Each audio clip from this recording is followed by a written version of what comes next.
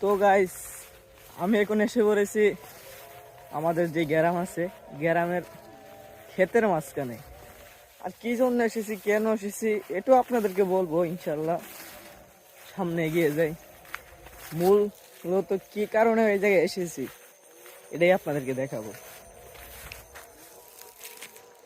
দেখুন আমাদের পুরো গ্রামটা, মাশাল্লাহ অনেক সুন্দর। দেখছেন, মাশাল্লাহ মাশাল্লাহ।